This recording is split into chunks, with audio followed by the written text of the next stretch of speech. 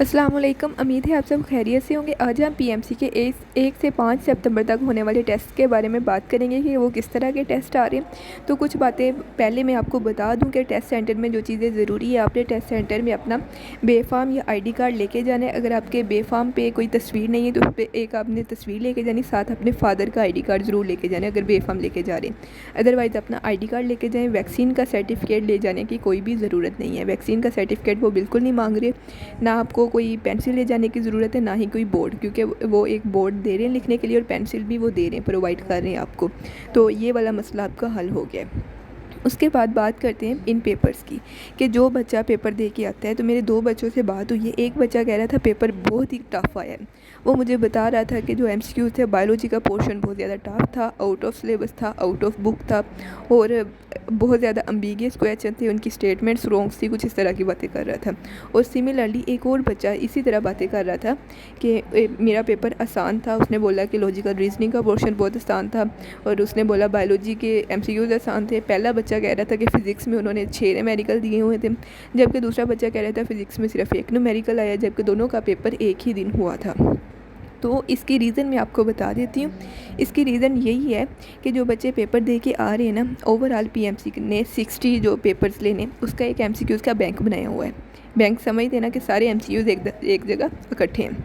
फिर जब भी आपका पेपर होना है तो वो कंप्यूटर चूज़ कर रहे हैं आपको कौन से 210 एमसीक्यूज़ दिए जाएँ। वो कंप्यूटर 210 एमसीक्यूज़ चूज़ करके आपको प्रोवाइड कर रहे हैं। आपको वो 210 एमसीक्यूज़ सॉल्व करने होते हैं। यानी कंप्यूटर हर बंदे को डिफरेंट 210 एमसीक्यूज़ प्रोवाइड कर रहे हैं। इसलिए आपका पेपर, आपसे बैठे अगले बंदे का पेपर, दोनों का पेपर एक दूसरे से क्वाइट डिफरेंट है।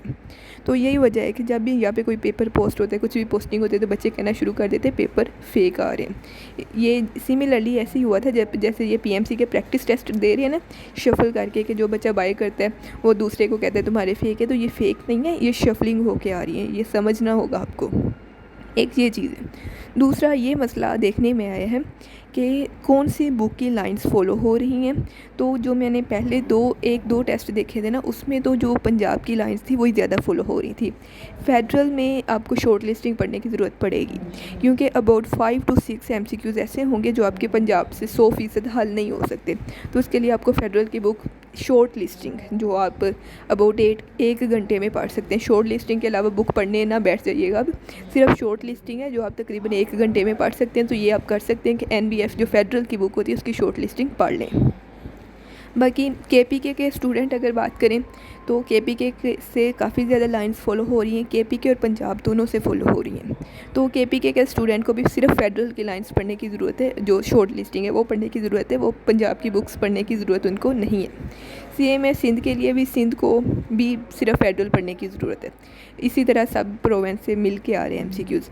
जो फिज़िक्स पोर्शन है आपका वो बहुत ज़्यादा आसान दे रहे हैं, लेकिन जो फिज़िक्स का चैप्टर है, मॉडर्न फिज़िक्स है, जो आइंस्टाइन इक्वेशन वाला चैप्टर है, उस चैप्टर को आपने कम्प्लीटली करना है। वो पूरा चैप्टर फॉलो कर रहे हैं, यानी उस पूरे चैप्टर में से एमसीक्यूज़ आ रहा है, कोई भी टॉपिक उसका छोड़ नहीं रहे। दूसरा जो आपके पास है न्यूक्लियर फ़िज़िक्स का चैप्टर। न्यूक्लियर फ़िज़िक्स का चैप्टर आपको पूरा करना पड़ेगा। पूरा इसलिए करना पड़ेगा कि न्यूक्लियर फ़िज़िक्स में से भी वो मतलब पूरे चैप्टर से बिला सिलेबस को फ़ॉलो किए, वो सिलेबस को फ़ॉलो नहीं कर रहे, वो पूरे चैप्टर में से आपको एमसीक्यूज़ दे रहे हैं।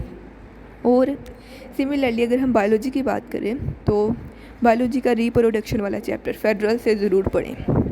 रिप्रोडक्शन का चैप्टर फेडरल से पढ़ें और वायरसेस का चैप्टर केपीके की बुक से ज़रूर पढ़ें।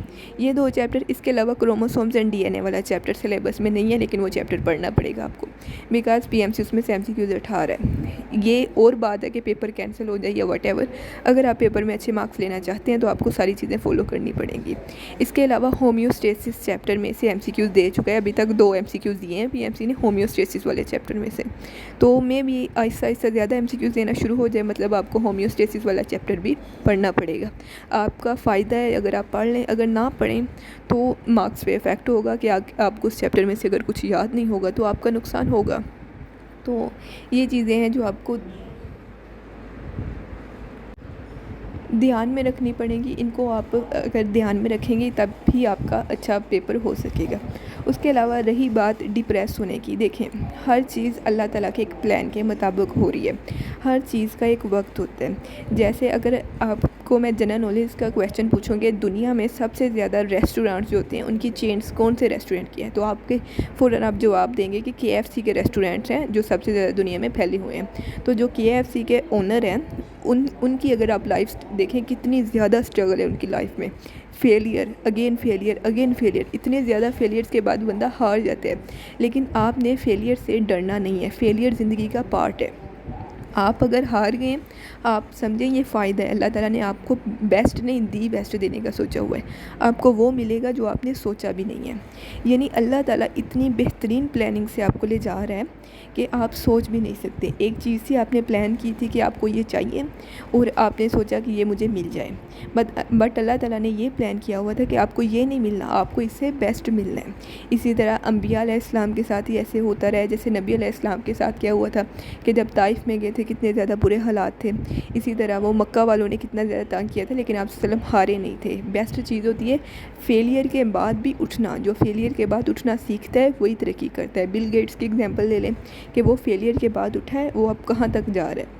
नोकिया की एग्जांपल ले लें। नोकिया वालों ने जब एंड्रॉयड वर्जन आया है, इन्होंने एंड्रॉयड को छोड़ दिया। इन्होंने कहा नहीं भाई, हम अपने जो पुराना है अपना रस्मी तरीका है वही जारी रखेंगे। तो इस तरह आप कामयाबी नहीं कर सकते। नोकिया पीछे रह गया, बाकी कंपनीज़ आगे चली गई।